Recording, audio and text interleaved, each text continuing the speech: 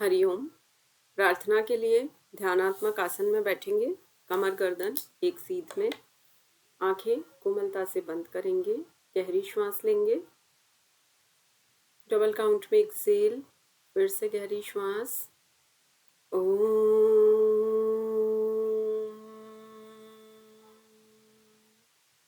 ओंकार बिंदु संयुक्तम नित्यं ध्यायन्ति योगिनः कामदं मोक्षदं चैव ओंकाराय नमो नमः।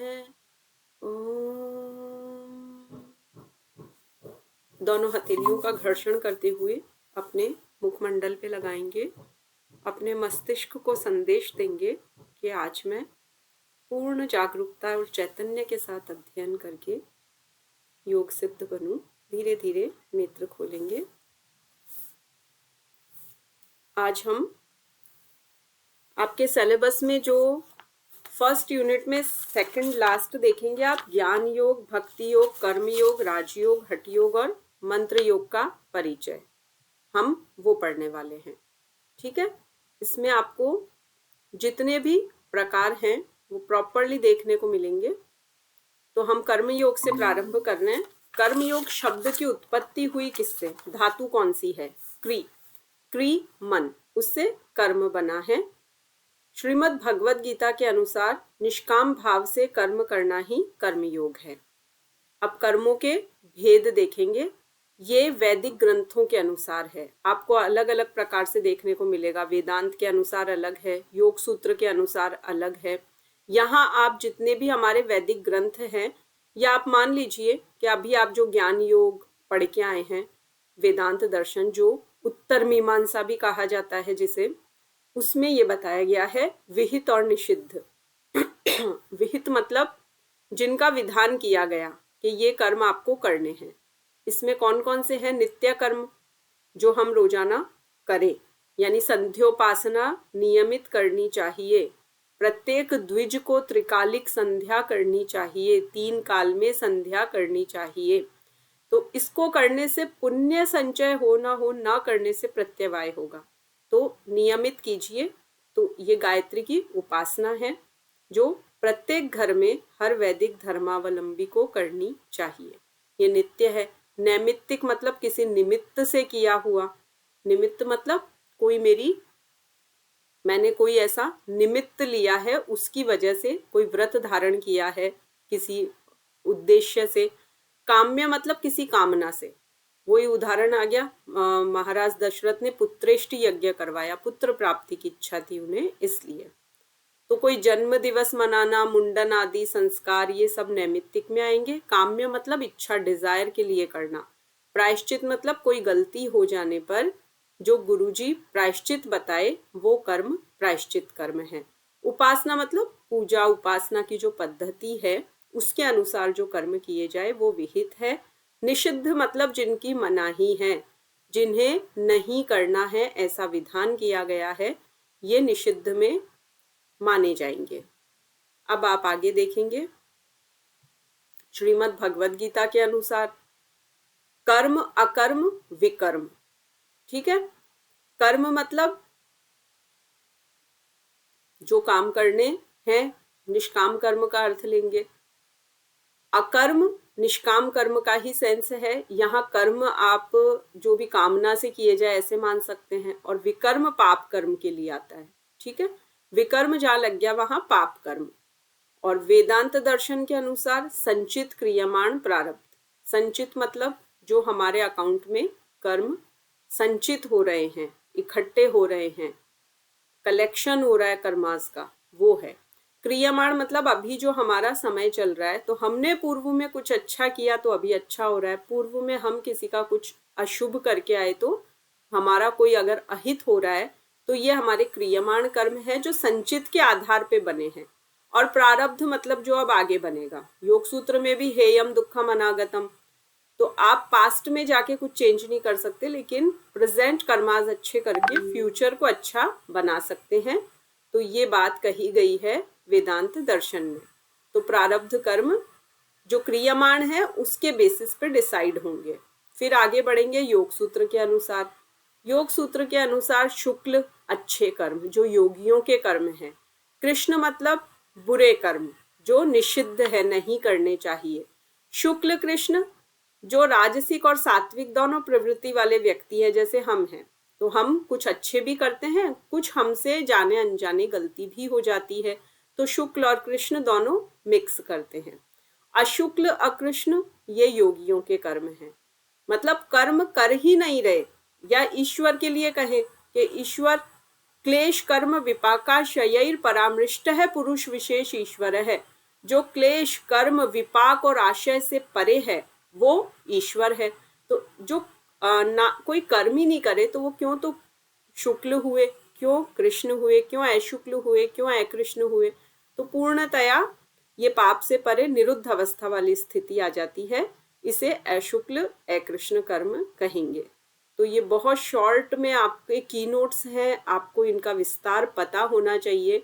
अगर आपको ये कहा जाए कि इस पर आपको 2 मिनट 5 मिनट बोलना है तो आपको कर्म को समझाना आना चाहिए, और ये इस तरह से प्रकार ये पूछ लिए जाते हैं। अब कल हमारा PYQ जो सेशन है YouTube लाइव रहेगा, उसमें आप पूरा अराउंड 63 क्वेश्चंस हैं जो 2017 से 25 तक अभी जितने भी पूछे गए हैं वो सारे आपको कल देखने को मिलेंगे उस सेशन में। उससे आपको पूरा पूरा अंदाजा हो जाएगा कि कैसे क्वेश्चंस बनते हैं। तो यूनिट 1 का आप पूरा ओवरव्यू कल देख पाएंगे। चलिए अब भक्ति योग प्रारंभ करेंगे। भक्ति शब्द की व्युत्पत्ति भज धातु से हुई है। तो इसका अर्थ क्या हुआ? सेवा करना, प्रेम पूर्वक अर्पण करना, समर्पण करना। तो भज धातु से तिन, तय और शत्रु प्रत्यय लगते हैं, जिससे यह शब्द भक्ति बनता है। भक्ति का अर्थ क्या है? ईश्वर की सेवा करना, प्रेम करना, समर्पण द्वारा आत्मा और परमात्मा का योग। देखिए योग का लक्ष्य एक शब्द में कहें तो मोक्ष, समाधि, आत्मा और परमात्मा का मिलन। आप हठ योग उठाइए, कोई भी योग उठाइए, डिफरेंट स्कूल्स पढ़ रहे हैं ना हम, तो भक्ति योग का भी यही है, आत्मा और परमात्मा का मिलन। मीराबाई का क्या हुआ था? उनका सदेह मोक्ष हुआ था, मिलन हुआ था प्रभु से, उनकी देह नहीं मिली। कितनी बड़ी बात है। तो ये भक्ति योग में संभव है। तो श्रीमद् भगवद गीता के 7वें अध्याय के 16वें श्लोक में योगेश्वर भगवान श्री कृष्ण कह रहे हैं, चतुर्विधा भजन्ते माम जनाः सुकृतिनोर्जुन आर्तो जिज्ञासुरर्थार्थी ज्ञानी च भरत अर्षभ है। हे अर्जुन, 4 प्रकार के पुण्यात्मा मनुष्य मेरी भक्ति करते हैं। 4 प्रकार के लोग हैं जो मुझे याद करते हैं। तो कौन कौन से वो 4 प्रकार हैं वो देखेंगे। आर्त यानी दुखी, किसी को कोई कष्ट है। एक बार एक हाथियों का जो राजा था गजेंद्र, वो स्नान के लिए अपने दल के साथ गया और वहां एक मगरमच्छ ने आके उसका पांव पकड़ लिया और कई वर्षों तक वो छुड़ाने का प्रयास करता रहा, नहीं छूट पाया। तब वहां तालाब में से एक कमल को तोड़ा उस हाथी ने अपनी सूंड से, और भगवान विष्णु को याद किया तो प्रभु पधारे और उसका मोक्ष किया। उस मगर के चंगुल से उसे छुड़ाया। अब उन दोनों के ही पूर्व जन्म की एक कथा थी जिस वजह से ये हुआ था, तो वो कथा तो अभी नहीं सुनेंगे। आपको इतना पता रखना गजेंद्र मोक्ष क्या होता है। अगर कोई पूछ ले, हम योग के विद्यार्थी हैं, मोक्ष शब्द हमें पता होना चाहिए। गजेंद्र, गजों का इंद्र, गज यानी हाथी, इंद्र मतलब लीडर, जितने भी हाथी थे उन सबका राजा था वो। तो गजेंद्र का जो मोक्ष हुआ भगवान विष्णु ने करवाया। तो गजेंद्र ने क्यों उन्हें पुकारा? आर्त, उनकी शरण में आ गया था, दुखी हो गया था, सब तरफ से थक गया था, अपना बल लगा लिया, छुड़ा नहीं पाया। द्रौपदी के लिए यही द्यूत क्रीड़ा में यही हुआ कि सबकी तरफ देखा, किसी से जब सहायता नहीं मिली तो पूर्ण हृदय से प्रभु को पुकारा और प्रभु पधारे। द्रौपदी के साथ फिर से जब वन में निवास कर रहे थे, अज्ञातवास से पहले की बात है, जब उन्हें वनवास मिला था, तो दुर्वासा ऋषि पधारे अपने पूरे दल के साथ और भोजन करने के लिए इच्छा प्रकट की उन्होंने। और द्रौपदी जब भोजन कर लेती थी तो अक्षय पात्र में, जब अंत में वो कर लेती, सूर्यदेव की उपासना करके एक पात्र प्राप्त किया था कि कितने भी लोग आए इसमें कभी अन्न खत्म नहीं होगा, लेकिन सबसे अंत में तुम्हें भोजन करना है। और जब द्रौपदी अंत में भोजन कर लेगी उसके बाद फिर अगले दिन ही वो पात्र प्रभावी होगा। तो वो बड़ी संकट में, तो बड़ी विनय से दीन होकर आर्त होकर अपने सखा श्री कृष्ण को याद किया, प्रभु आए और उस संकट से भी निवारण किया। तो आर्त मतलब दुखी व्यक्ति, जिज्ञासु मतलब जिसको जानने की इच्छा है, जो जानना चाहता है कि ईश्वर है क्या, ईश्वर कहाँ रहते हैं, कैसे दिखते हैं, क्यों उनका अस्तित्व है, क्यों व्यक्ति उन्हें जाने, ये जिज्ञासा रखने वाला। अर्थार्थी मतलब जिसे कोई भी अर्थ निकालना है। अब जैसे हमें ये एग्जाम क्वेलिफाई करना है, नेट जेआरएफ, तो जरूरी नहीं हम धन संपत्ति की कामना से ही कर रहे हैं, बस इच्छा है कि ये अर्थ है मेरा, अर्थ मतलब मेरा एम है, लक्ष्य है, ये मेरी इच्छा है, प्रयोजन है कि मैं ये एग्जाम क्रैक करूं। तो मेरा ये, अब मैं किस कैटेगरी में आई, अर्थार्थी। और ज्ञानी मतलब जो बिल्कुल ज्ञान में स्थित है, बस वो अपनी संतुष्टि के लिए, ज्ञान योग के लिए जो प्रभु को जानना चाहे वो ज्ञानी। तो 4 प्रकार के भक्त श्रीमद् भगवत गीता में कहे गए हैं, आपको बिल्कुल अच्छी तरह पता होना चाहिए। इसमें ज्ञानी को सबसे श्रेष्ठ कहा गया है क्योंकि वह ईश्वर में ही तृप्त होता है। अब आप देख लेंगे नवधा भक्ति, ठीक है, ये भक्ति योग के अनुसार नवधा भक्ति है। श्रवण कीर्तन स्मरण पाद सेवन अर्चन वंदन दास्य सख्य आत्मनिवेदन, ये 9 है। आप इनको लर्न करेंगे, 2-2 के पेयर में करेंगे। फर्स्ट 2 श्रवण कीर्तन एक जैसे हैं बोलने में, स्मरण पाद सेवन कर लेंगे, फिर अर्चन वंदन कर लेंगे, फिर दास्य सख्य और लास्ट में आत्मनिवेदन। कल जब PYQ करेंगे तो पता लग जाएगा ये क्या काम आने वाले हैं। और ये छोड़िए, अभी ये पूछे जा रहे हैं, इसको तो गा गा के लर्न कर ही लेना अच्छी तरह से, मेरा पर्सनल ये सजेशन है आपको।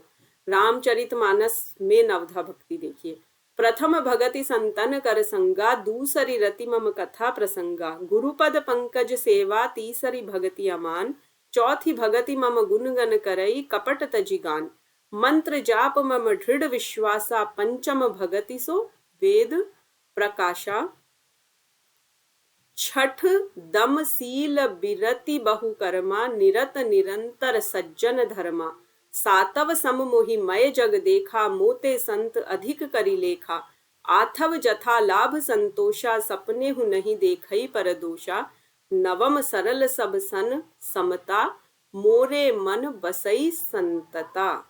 तो ये बड़ा सुंदर गाने में आप अगर इसे इंटरेस्ट के साथ, प्रेम के साथ गाएंगे तो आपको याद हो जाएगा। मैंने अपने की नोट्स में लिखा, याद किया, इस बार नहीं आए थे प्रश्न, लेकिन आपको इतना फ्रिक्वेंटली बोलना और सारे पता होने चाहिए। तो देखिए पहली भक्ति क्या है, पहले इसका प्रसंग जान लीजिए। जब प्रभु श्री राम पधारे पंपा सरोवर के निकट, जब माता सीता का पता लगाते हुए और सुग्रीव जी की मित्रता हुई, उससे पहले वो माता शबरी के मतंग मुनि के आश्रम में पधारे। माता शबरी बहुत वृद्ध, उन्होंने प्रभु का बड़ा अच्छा सत्कार किया, वो वर्षों से उनकी प्रतीक्षा कर रही थी। अब उन्होंने कहा कि अब आप आ गए हैं, अब मुझे आप जो ज्ञान देना है दे दीजिए, मैं तो आप ही की प्रतीक्षा वर्षों से कर रही हूँ। तो फिर अपने श्रीमुख से भगवान श्री राम ने बात कही कि माता, मैं तुम्हें नवधा भक्ति का उपदेश कहूंगा। 9 तरह की भक्ति किस प्रकार की है। तो पहली भक्ति क्या है, सत्संग कीजिए, संतों का संग कीजिए।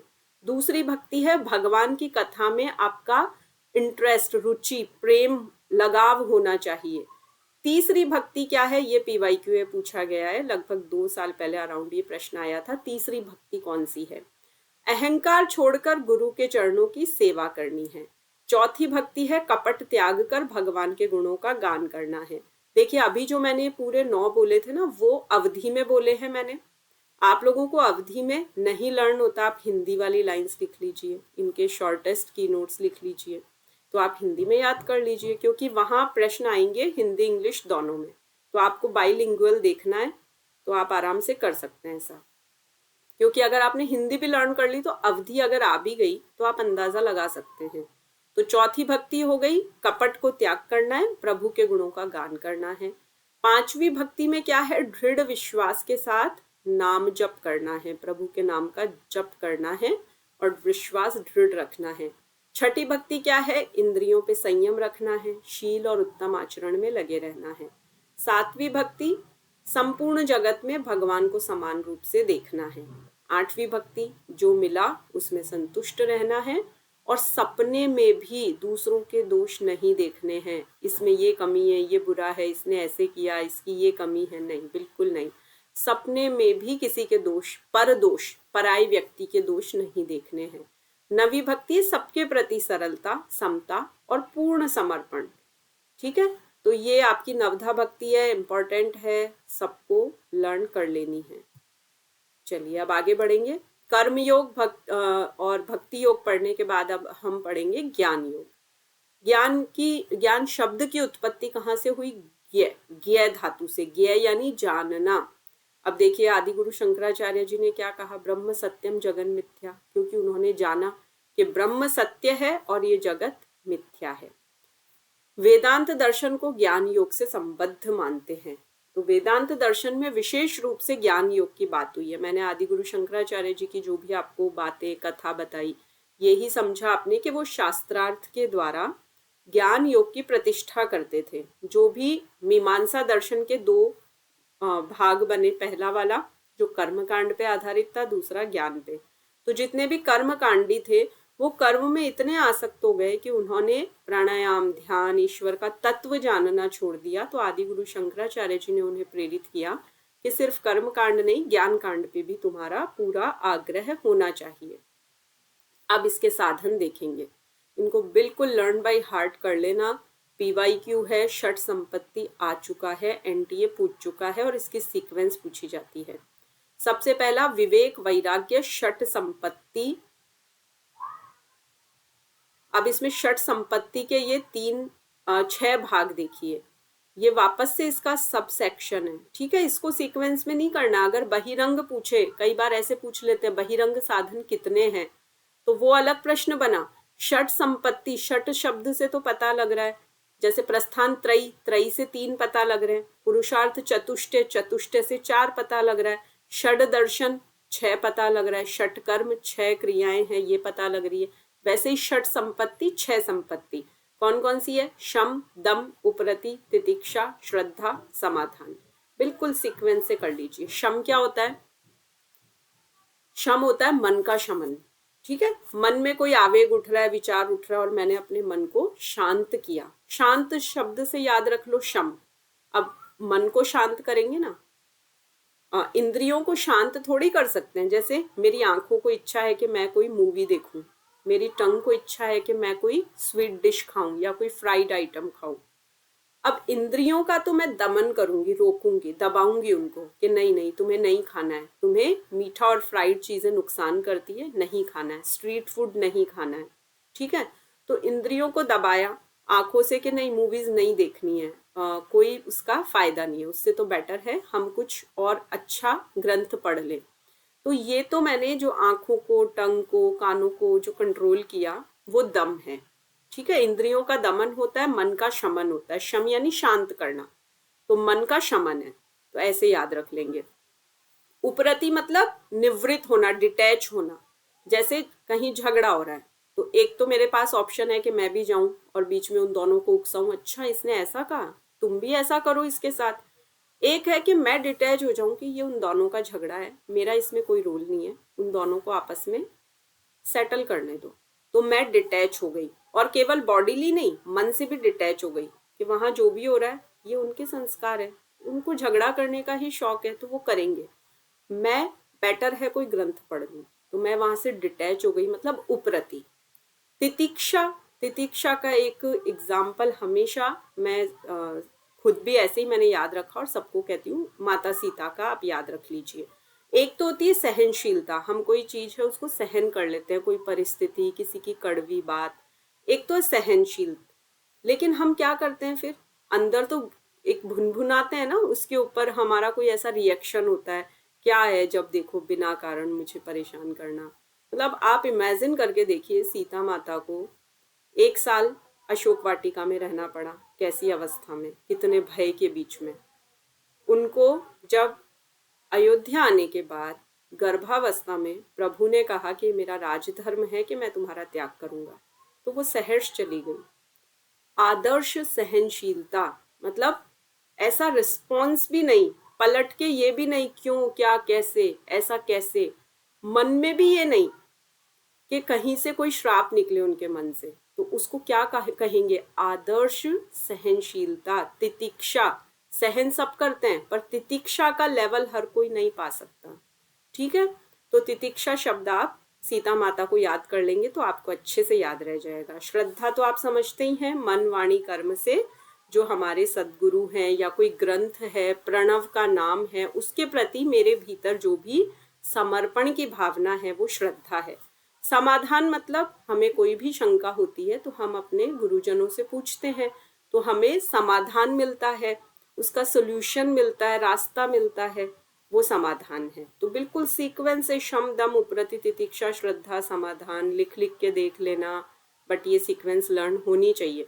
कल पीवाईक्यू होंगे तो बेटर है आप आंसर्स टाइप करें, यूट्यूब पे होगा तो आपको भी ऐसा एक मजा आएगा, आप एक्टिवली पार्टिसिपेट करेंगे। सिंपली ये नहीं कि बैठे बैठे जैसे कोई कथा चल रही है और हम सुन रहे हैं, या फिर आप लेके बैठेंगे अपना पेपर पेन, अपनी नोटबुक लेके बैठेंगे, उसमें आप जैसे ही क्वेश्चन स्क्रीन पे आया आपको कौन सा ऑप्शन सही लग रहा है आप लिखेंगे, फिर उसका हम साथ में राइट आंसर भी डिस्कस करेंगे।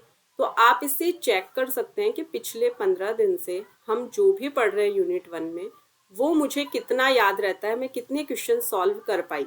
तो 63 में से आप अपना पूरा एवेल्यूट करेंगे कि इतनी इतनी चीज़ें मेरी अभी रेडी है।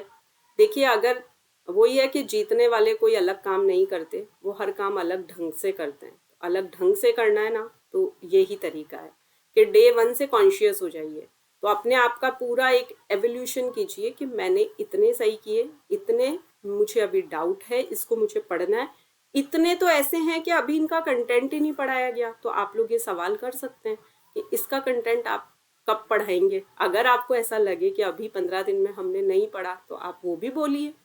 ठीक है, तो कल आप पूरी कॉन्शियसनेस जागृति के साथ वो सत्र अटेंड करेंगे। अब हम देखेंगे ज्ञान योग के अंतरंग साधन। अंतरंग क्या है? इंटरनल।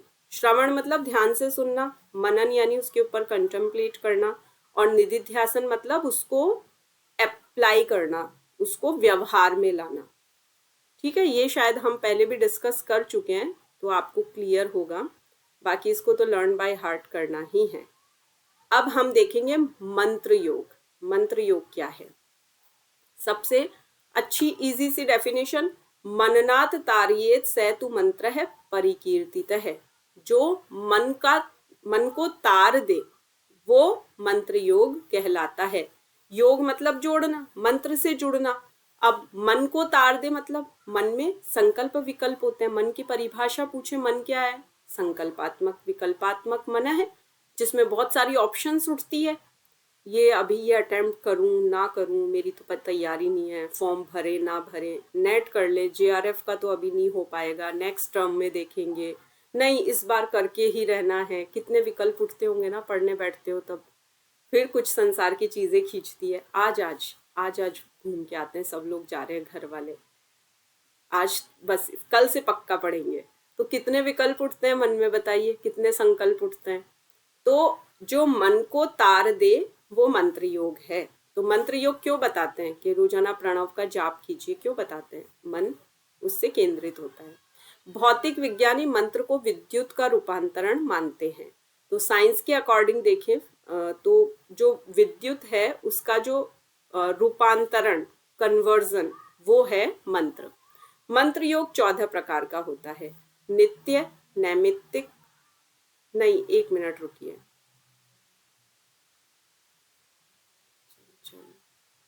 ठीक है। नित्य यानी जो मंत्र हम रोजाना जाप करते हैं। नैमित्तिक मतलब किसी निमित्त से, जैसे किसी को कोई रोग है, अब उसने किसी अच्छे एस्ट्रोलॉजर से कंसल्ट किया या अपने सदगुरु जी से बताया, तो उन्होंने कहा कि देखो तुम्हारा ये रोग है और ये 3-4 महीने तक तुम्हें रहेगा, लेकिन तुम इस मंत्र का जाप करोगे, सूर्य देव का मंत्र है, जल से अर्घ्य दो उनको, इस मंत्र का जाप करो तो तुम्हें ये बीमारी इतना परेशान नहीं करेगी। अब जब 3-4 महीने निकले, वो एक पीरियड था तकलीफ का, वो निकला, तो उसके बाद वो उस मंत्र को नहीं करेगा। नैमित्तिक, किसी निमित्त से करना। ठीक है, तो वो निमित्त पूरा हुआ, फिर वो मंत्र बंद कर दिया। काम्य मतलब किसी कामना से, जैसे किसी का विवाह नहीं हो रहा है तो उसको एक मंत्र दिया जाता है कि आप दुर्गा सप्तशती में ही है, पत्नीम मनोरमाम देही मनोवृत्तानुसारिणीम तारिणीम दुर्ग संसार है सागरस्य कुलोद्भवाम। तो ये ऐसे 2-3 मंत्र हैं, रामचरितमानस में भी है। तो विवाह शीघ्र होने के मंत्र होते हैं ये। तो अब ये कामना से किया, अब उसने प्रारंभ किया, व्यक्ति ने, उसका विवाह हुआ, तो फिर वो उस मंत्र को थोड़ी करेगा, किसी कामना से कर लिया। निषिद्ध मतलब कोई ऐसा कार्य है नहीं करना है, तो उस निमित्त कुछ हुआ। प्रायश्चित मतलब किसी से जाने अनजाने कोई हिंसा हो गई, अब उसका प्रायश्चित करना है, तो गुरुजी ने मंत्र दिया। अचल चल, अचल मतलब जो स्थिर है, स्थिर प्रकृति का है। चल मतलब जो चलायमान है, हर समय किया जा सकता है। जैसे हम कई बार किचन में काम करते हैं और कोई मंत्र बोलते रहते हैं ना, सूर्यदेव को अर्घ्य देते हैं, फिर हम अंदर भी आते हैं बालकनी से, तो वो मंत्र बोलते बोलते ही आ जाते हैं। अब मेन इसमें ये वाला जो आएगा, वाचिक, मानस, उपांशु, ये 3 जो इधर है ना, अब यहाँ देखिए वाचिक, जो हम बोलते हैं तो होठ हिलते हैं उसमें, तो वो वाचिक है, मतलब बोल के जो किया है, ठीक है। मानस मतलब जो बिल्कुल मन में, अंदर, सामने वाले को पता नहीं इसका मंत्र जाप चल रहा है, पता ही नहीं चलेगा कि ये मंत्र जाप कर रहा है, वो बिल्कुल मानस, अपने भीतर जो किया जाता है। अखंड मतलब जो बिल्कुल, जैसे अखंड रामायण करते हैं ना, तो वो खंडित नहीं होती है, कि बिल्कुल आप उस आसन पे बैठ के और एक बार भी उसे खंडित ना होने दो। लाइट भी चली जाए तो हम व्यवस्था रखते हैं आर्टिफिशियली कि पाठ खंडित नहीं होना चाहिए। तो वैसे ही कई लोग जो साधक होते हैं उच्च कोटि के वो ऐसा संकल्प लेते हैं कि मैं अखंड इस मंत्र का इतने समय तक ऐसा जाप करूंगा। अजपा, अजपा गायत्री होती है, जैसे कि एक नेचुरली बोलते हैं हम, जैसे हंसो सोहम, ये अपने आप ही हो रहे हैं नेचुरली। हम जब इनहेल एक्सेल करते हैं तो बिना किसी एफर्ट के जो हो रहा हो। उपांशु, वाचिक, मानसिक, उपांशु, ये 3 इंपॉर्टेंट है, इनको बिल्कुल लर्न कर लेंगे अच्छी तरह से, क्योंकि ये आगे आपको हठयोग में भी एक जगह काम आएंगे। एक हठयोग का उपनिषद है, उसमें आपको वापस से ये काम आएंगे, इसलिए इनको आप अच्छे से लर्न कर लेंगे, ठीक है। भ्रमर होता है, जैसे नौली होती है ना, भ्रमर नौली, सेंटर में दोनों तरफ से, वैसे।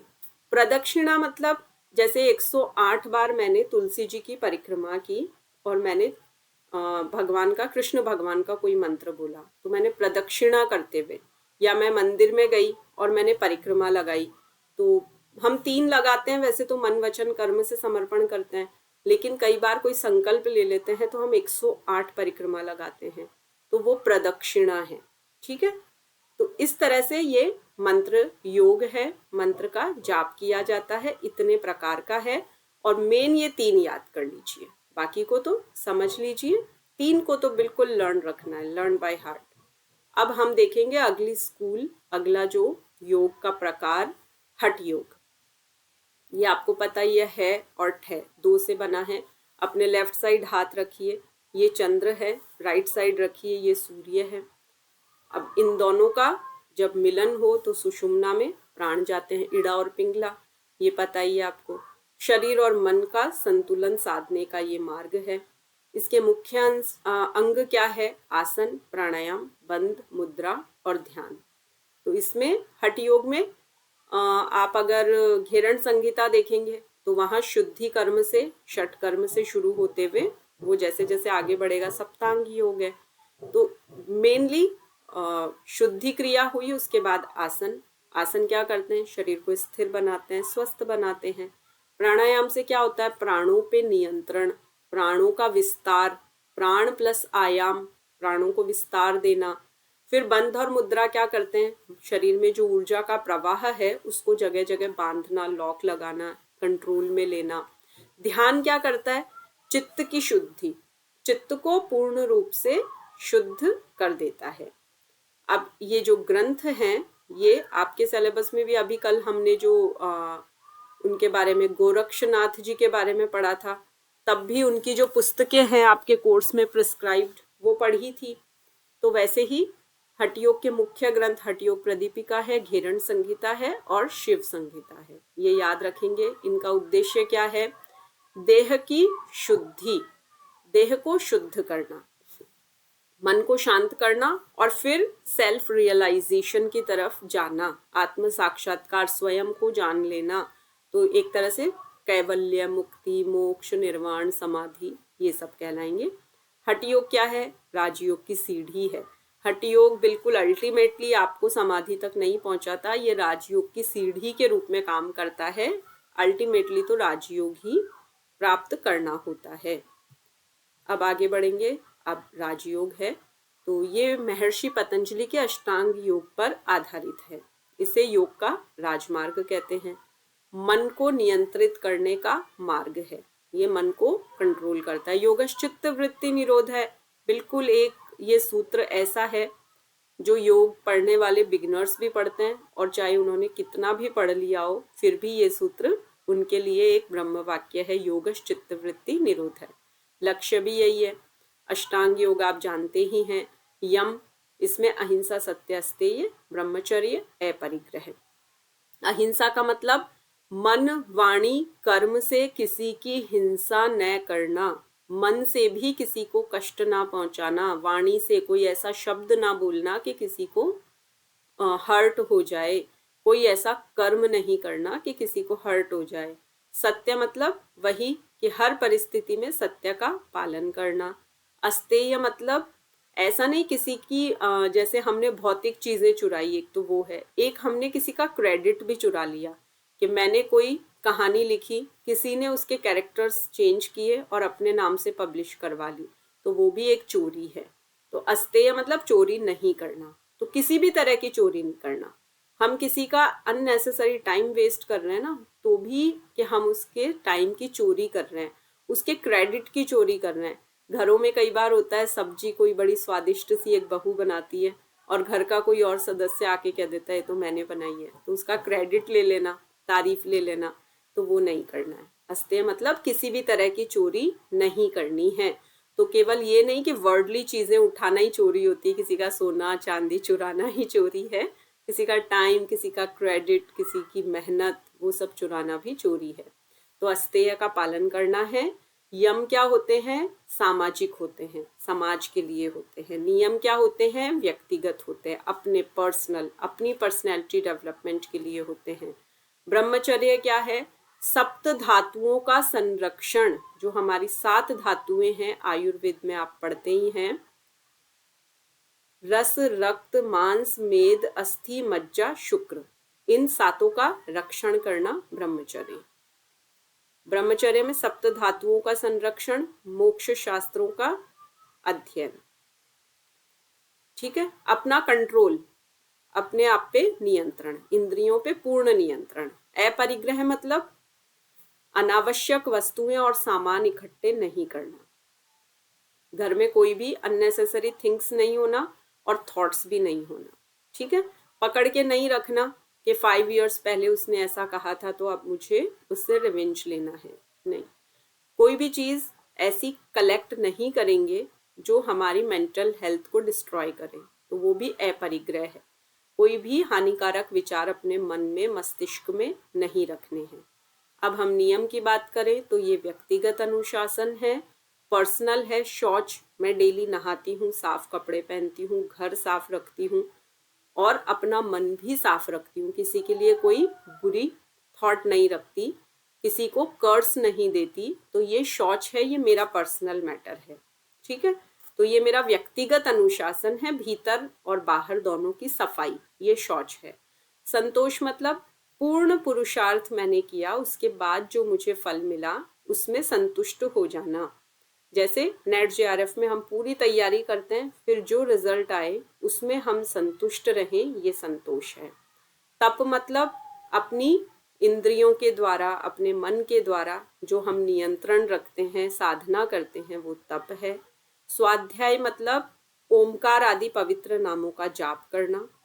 मोक्ष शास्त्रों का अध्ययन करना, मोक्ष से रिलेटेड जो, जैसे महर्षि पतंजलि का योग सूत्र है, श्रीमद् भगवद गीता है, हम उन्हें पढ़ रहे हैं, ओमकार का जाप कर रहे हैं, प्रणव का, और सेल्फ एनालिसिस कर रहे हैं, वो स्वाध्याय है। ये नहीं 10-5 किताबें मैंने कमरे में सजा ली और डेली मैं उनको पढ़ रही हूँ घर का काम नहीं करके और सबको ये बता रही हूँ देखो मैं कितना स्वाध्याय करती हूँ।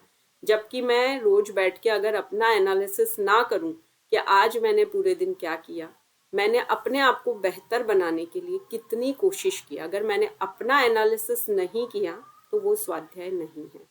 ठीक है, तो स्वाध्याय मतलब स्व अध्ययन, अपना अध्ययन, खुद का अध्ययन, तो अपने एक्शंस का, कि मैंने मन से, वाणी से, कर्म से किसी को कोई नुकसान तो नहीं कर दिया, वो स्वाध्याय है।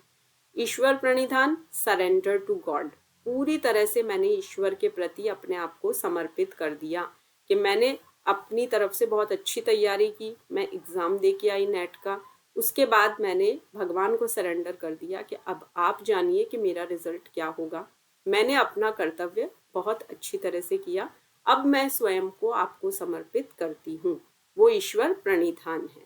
ठीक है, फिर डाउट नहीं रखना भगवान पे, उन्होंने जो किया हमारे लिए वो बेस्ट है, ये मानना। फिर यम नियम का पालन हम करेंगे। देखिए, अष्टांग योग पूरे सीक्वेंस से चलते हैं। जिसने यम नियम का पालन किया, अपने आप उसकी बॉडी ऐसे होगी।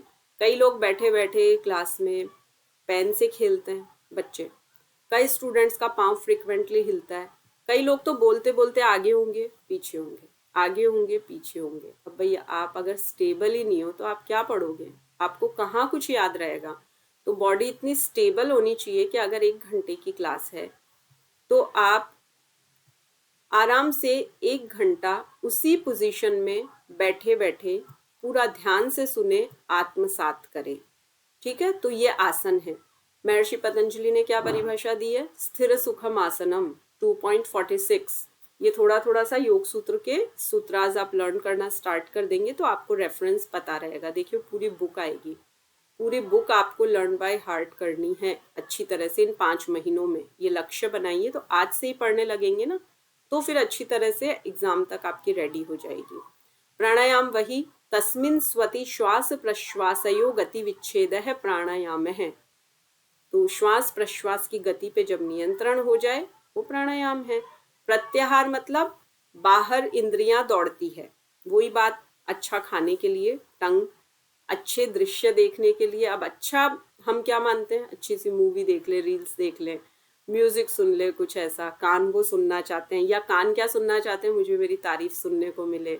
अब इन सबसे डिटैच नहीं, मुझे ना मेरी प्रशंसा सुननी है मेरे कानों को, ना मेरी आंखों को कोई ऐसा लुभावना दृश्य देखना है, ना मुझे इंद्रियां इधर उधर दौड़ानी है। बिल्कुल यूं कंट्रोल। जैसे कोई संकट होते ही कछुआ अपनी इंद्रियों को सिकोड़ लेता है ना, अपने खोल में छिप जाता है, वैसे हमें, अब देखिए आप हठ योग पढ़ेंगे तो वहां आएगा, योग के बाधक तत्व है अत्याहार प्रयासश्च प्रजल्पो नियमाग्रह जन संघश्च लौल्यम च षड्भिर योगो विनश्यति। 6 चीजें योग को नष्ट करती है। उसमें बहुत ज्यादा जनसंग करना, लोगों से बहुत मिलना जुलना, बहुत बातें करना, खूब खाना खाना अननेसेसरी, वो सब क्या है? वो योग को नष्ट करते हैं। तो महर्षि पतंजलि क्या कह रहे हैं कि अगर आपको बहिरंग योग साध के अंतरंग की तरफ जाना है, समाधि प्राप्त करनी है, तो आप प्रत्याहार करिए। मतलब आपकी इंद्रियां जो बाहर की तरफ दौड़ रही है उनको आप ऐसे लेके कंट्रोल करके अपने भीतर मन को नियंत्रित कीजिए। अब अगर किसी ने 5 बहिरंग योग है, बहिरंग साधन है, इनको कंट्रोल कर लिया तो नेचुरली वो धारणा ध्यान समाधि की तरफ आएंगे। धारणा मतलब तत्र प्रत्ययिक तानता ध्यानम, किसी भी एक विषय पे निरंतर चिंतन करना, एकाग्र होके धारणा है। अब अगर आपका ध्यान वहां जम गया तो वो ध्यान में कन्वर्ट हो गया, निरंतर मनन करते रहेंगे तो ध्यान बन गया। आत्मा और परमात्मा का जब मिलन हो जाता है तो वो समाधि है। अब इसका महत्व क्या है, क्यों करनी है ये साधना? मानसिक शांति मिलती है, आत्म संयम होता है, सेल्फ कंट्रोल होता है, ध्यान और एकाग्रता में वृद्धि होती है। 3 घंटे का काम 1 घंटे में हो जाता है। कई स्टूडेंट्स होते हैं 3 घंटे तक पढ़ते रहते हैं, लास्ट में उठते हैं, पूछा क्या पढ़ा, पता नहीं क्या पढ़ा। कई होते हैं 1 घंटा पढ़ते हैं, आप उनसे पूछिए, एक एक पॉइंट बताएंगे, ये पढ़ा, ये कंसेप्ट है, इस तरह से रेडी किया है और एग्जाम में ऐसे आएगा और अब मैं प्रिपेयर्ड हूँ, कॉन्फिडेंट हूँ। वो क्या रीजन है? 3 घंटे वाले और 1 घंटे वाले में क्या अंतर है? ध्यान और एकाग्रता की तो बात है सारी। तो ये ध्यान कहाँ से आएगा? ये अष्टांग योग की साधना से। फिर उससे आत्मज्ञान की प्राप्ति होगी। अपना ज्ञान होगा, सेल्फ नॉलेज इंक्रीज होगी। तो ये हमने अपने सिलेबस के अकॉर्डिंग ये वाला टॉपिक आज कंप्लीट किया। अब आप सब लोग प्रिंट फॉर्म में है, आपके पास सिलेबस, ये रखना है, डेली रीड करना है। चलिए बताइए अब इसमें कौन सा ऐसा पॉइंट है जिसमें आपको समस्या है, आपको अभी कुछ पूछना है, तो हम बिल्कुल उसके ऊपर डिस्कस करेंगे। बताइए। यूनिट 1 देख रखा है? देखिए इस बार इस सीक्वेंस में से क्वेश्चन आ गया था अभी इस वाले एग्जाम में। 2 जनवरी को पेपर हुआ है ना, उसमें ये सीक्वेंस पूछ ली थी। तो बिल्कुल ऐसा कर लेना है सिलेबस को, तो कुछ भी पूछ ले एक लाइन में सारा कुछ याद होना चाहिए। बताइए, हैंड रेज कीजिए कहीं भी कोई समस्या है यूनिट 1 में, क्योंकि जितना ज़रूरी लग रहा था वो कंटेंट के थ्रू आपको 26 जनवरी से हमारी यूनिट 1 की क्लासेस स्टार्ट हुई, हमने टोटली कवर किया है अपनी तरफ से बेस्ट। अब कल आपका लास्ट इसका यूनिट 1 का PYQ सेशन रहेगा, उससे आपको पिक्चर और क्लियर हो जाएगी। बट अभी आप अगर रोज पढ़ रहे हैं और कोई समस्या आ रही है तो आप पूछिए।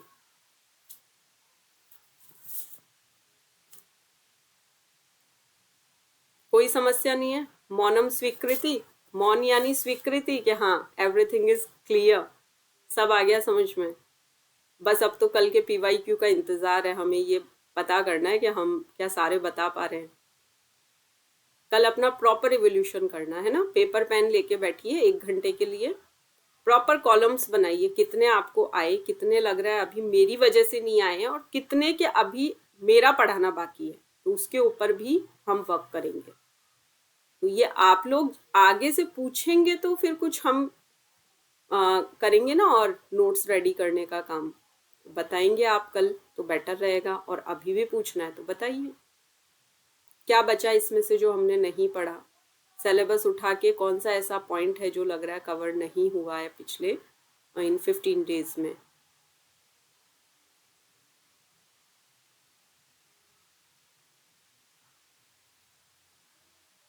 चलिए ठीक है, फिर सब कुछ क्लियर है। चलिए शांति पाठ के लिए बैठेंगे। ध्यानात्मक आसन में बैठते हुए गहरी श्वास लेंगे।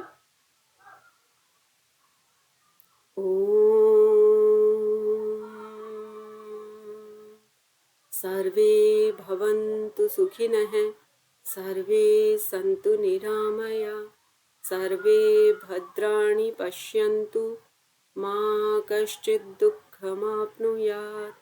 ॐ शान्तिः शान्तिः शान्तिः। सर्वारिष्ट सुशान्तिर्भवतु। दोनों हथेलियों का घर्षण करते हुए अपने मुखमंडल पे लगाएंगे। धीरे धीरे अपने नेत्र खोलेंगे। हरिओम।